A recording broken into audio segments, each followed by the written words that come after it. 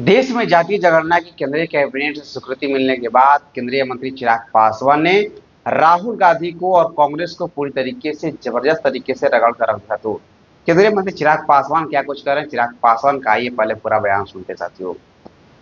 NDA की सरकार, मौजूदा प्रधानमंत्री नरेंद्र मोदी जी के नेतृत्व वाली सरकार में एक अत्यंत महत्वपूर्ण फैसला लिया गया है और ये फैसला मुझे याद दिलाता है मेरे नेता, मेरे पिता आदरणीय रामविलास पासवान जी के विचारों को।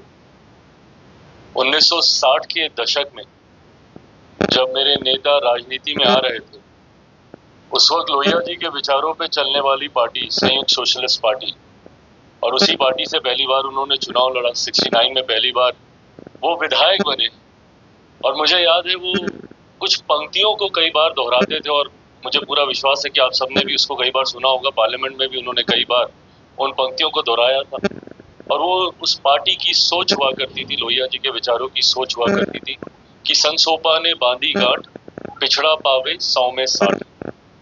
आज मुझे लगता है कि उस विचार को पूरा करने के लिए, इस नारे को पूरा करने के लिए एक अत्यंत महत्वपूर्ण फैसला मौजूदा सरकार के द्वारा लिया गया है और ये इच्छा शक्ति मौजूदा प्रधानमंत्री आदरणीय नरेंद्र मोदी जी में ही हो सकती है कि वो इतना मजबूत कदम, जो सही मायनों में सामाजिक न्याय को मजबूती देने का काम करता है, ये कदम आज उन्होंने उठाने का काम किया। सबसे पहले तो मैं अपनी तरफ से, मेरी पार्टी लोक जनशक्ति पार्टी रामविलास की तरफ से, मैं मेरे प्रधानमंत्री जी का हृदय से आभार प्रकट करता हूं कि आज उन्होंने एक ऐतिहासिक फैसला लेते हुए, क्योंकि दशकों से इसके ऊपर राजनीति होती रही है और तमाम राजनीतिक दलों ने समय समय पर इसको एक राजनीतिक हथियार बनाने का प्रयास किया।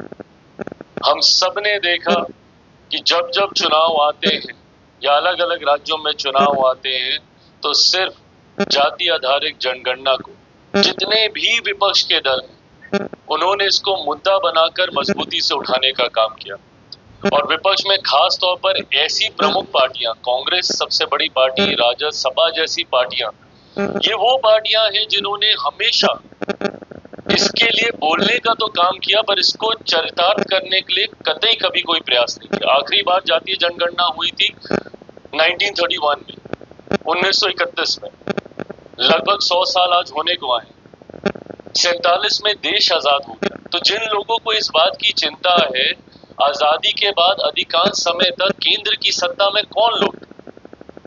अगर मैं कांग्रेस का नाम लेके जिक्र करूं तो क्या आजादी के बाद अधिकांश समय तक कांग्रेस सत्ता में थी, केंद्र की सत्ता में थी?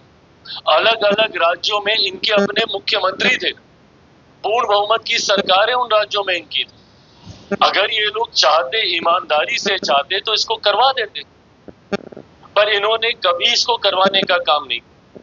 जनगणना तो छोड़िए, इन्होंने अपने अपने राज्यों में जहां पे इनके मुख्यमंत्री थे वहां पे इन्होंने सर्वे तक कराने का काम नहीं किया, क्योंकि जनगणना पूरी तरीके से केंद्र सरकार के अधिकार का विषय है और जिन जिन राज्यों में हुआ है वो सर्वे के माध्यम से हुआ और कुछ राज्यों में तो बिना पारदर्शिता के हुआ है। भगवान जाने कि उसमें कितनी सच्चाई है और कितने सही ढंग से इन्होंने किया है या नहीं किया।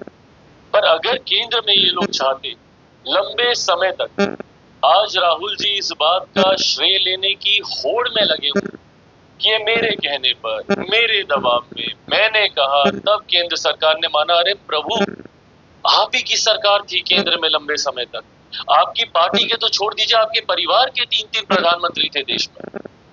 अगर आप इतनी ही शिद्दत से चाहते थे कि देश में जाति आधारित जनगणना हो तो इसको आप करवा लेते ना पहले, पर आपने इसको सिर्फ एक पॉलिटिकल वेपन की तरह इस्तेमाल करने का काम किया।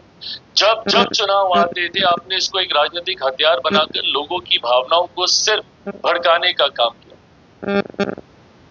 तो आपने सुना है केंद्रीय मंत्री चिराग पासवान ने राहुल गांधी को लेकर जबरदस्त तरीके से बयान दिया। तो केंद्रीय मंत्री चिराग पासवान ने बताया विपक्ष की तरफ से काफी लंबे समय से ये मुद्दे को रखा गया था। चिराग पासवान ने यह भी बताया कि कांग्रेस, जिसकी केंद्र में काफी लंबे समय से सरकार थी, वो इसको जातीय जनगणना को नहीं करा पाई। चिराग पासवान के बयान से पूरी तरीके से राजनीति पूरी तरीके से गरमाई हुई है, लेकिन चिराग पासवान के बयान को लेकर आप सही क्या पकड़े कमेंट बॉक्स में जरूर बताइए सब लोग। जय हिंद, जय बिहार।